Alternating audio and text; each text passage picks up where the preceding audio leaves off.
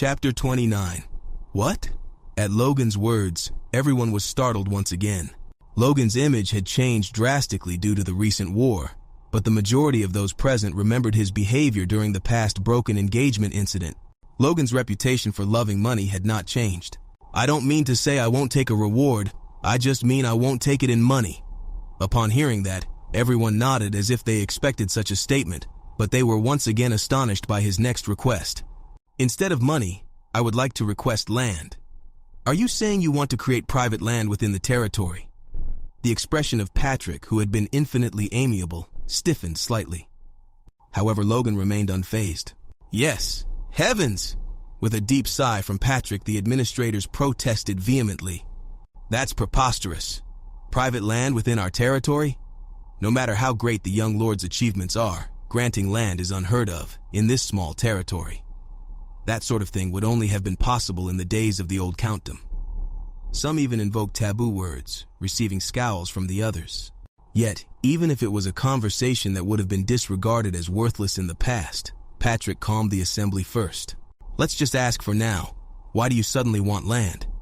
Feeling anew the change in his reputation, Logan smiled and continued his explanation. "I am aware that the territory still needs a lot of money. Use that money for the territory. I'll take one of the mountains in the western wastelands to develop." "The wastelands? A wild mountain?" "Yes, just one of the mountains near the border with the Teslon territory, along the river will suffice." To every direction, the desolate McLean territory was the most useless, second only to the south with its abundance of monsters. Although called a mountain, it was a barren land so desolate that even finding a few trees was a challenge. Why that place? What's there? What could possibly be there? But why? The administrators were naturally bewildered, and Patrick was no different. "You want to develop that land? Who knows? Maybe there's gold buried deep in the ground." Logan's off-the-wall comment left everyone looking at him in incredulity. "The royal family has already developed all the gold mines. Never mind, you just want that land, is that it?" Frayed by the conversation, the lord of the house grasped his head, and Logan readily nodded. "Yes." At that response, the vassals shook their heads disapprovingly. To them, it was merely another incomprehensible act of the young lord. Everyone gathered began to think similarly. After all, if it's useless land, letting the young lord have it and saving the budget wasn't a bad idea. "Fine, grant the wild mountain to Logan. Dwayne, bring the map. Show me precisely where." Yes, we'll grant this mountain as private property." Thanks to this, the opposition disappeared, and permission was granted all too easily. "It's done." Logan clenched his fist secretly under the conference room table. "This land is far more important than the mere 300,000 gold." His heart raced with elation at having overcome the hurdle of the provincial war, and pride swelled his soul, but he couldn't afford to rest on his laurels. 9 years from now, the thought alone was suffocating, recalling the calamity that would strike. A noble house on the fringes of the kingdom, and he, merely one of its sons, had to become the pivotal factor in repelling the imperial invasion. And there were also the internal calamities of the kingdom yet to come. There's still a long way to go. Both he and his house had many mountains left to climb. This decision, too, was meant to proactively overcome those disasters. It's better for me to have it than the house if we're to respond effectively in the future. The meeting soon ended, and Logan had obtained everything he desired. Having left the conference room, Logan immediately confronted another burden that had been weighing on his mind for a long time. And as always, this burden turned its edge on him. "What in the world are you thinking? Mother, what kind of scheme is this? Others may be fooled, but do you think you can deceive your own mother?" Even Ronian's remonstrations couldn't stop the new mother from yelling, her eyes bloodshot and complexion pale, now deserving pity. "Mother, please! Brother, I'm sorry. My mother is heartbroken over the matters of the maternal family right now." "It's okay, Ronian. It's all right." Logan smiled gently at his flustered brother, then turned back to the new mother. Regardless of long-standing grudges, she was now no more than a powerless matriarch. No longer could she pose any threat or interruption to him. And precisely because of this, the timing was right to amend this twisted relationship. Maybe now is the time for a sincere apology rather than excuses. While Logan was not without reservation, he was undaunted.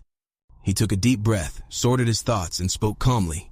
"Mother, I understand that the behavior I have shown over the years does not inspire trust. The actions I took, wrapped up in jealousy and an inferiority complex, I regret them profoundly.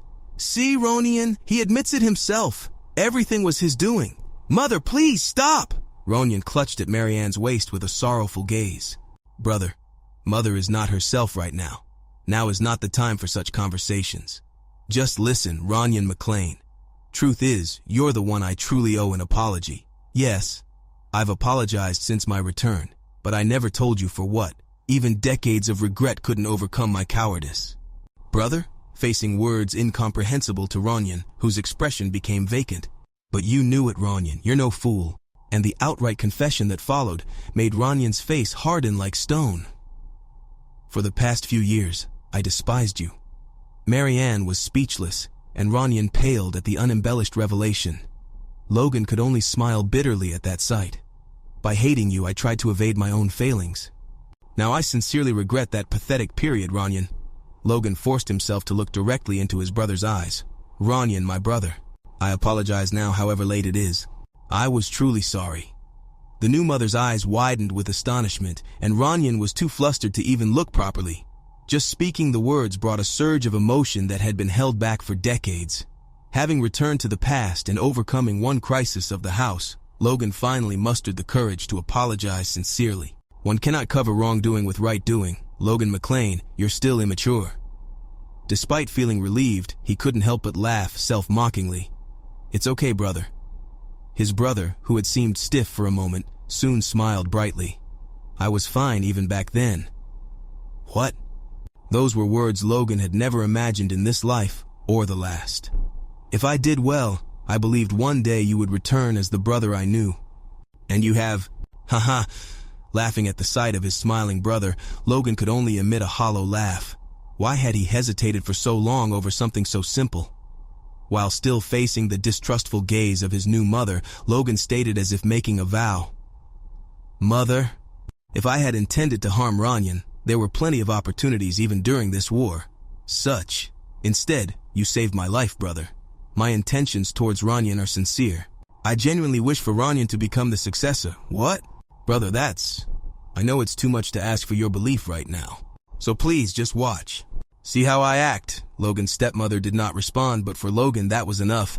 Despite the completion of the award distribution, the leadership of the McLean family had no rest, busy with post-war matters. The most important issue was the conversion of the captured knightly prisoners of war and soldiers. The soldiers needed little persuasion, but the knights took time. The society had an implicit understanding of a knight's duty, the most crucial of which was loyalty. Abandoning the sovereign you serve and swearing fealty to another was like branding oneself a traitor. It impeded social ascension within the nobility and shackled one's status. Nevertheless, there was some room for persuasion, given that it was the same kingdom and king they served, merely switching allegiance to their liege. Though it was like willfully turning a blind eye, such reasoning was very important to individual knights.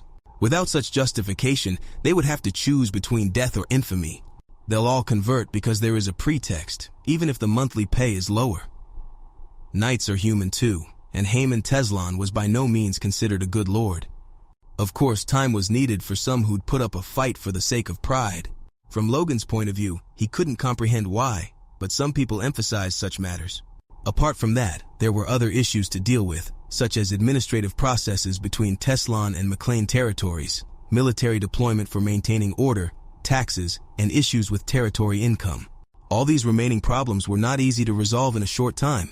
Yet Logan, who currently held no official position, was meanwhile calmly seeking his own path amid the chaos.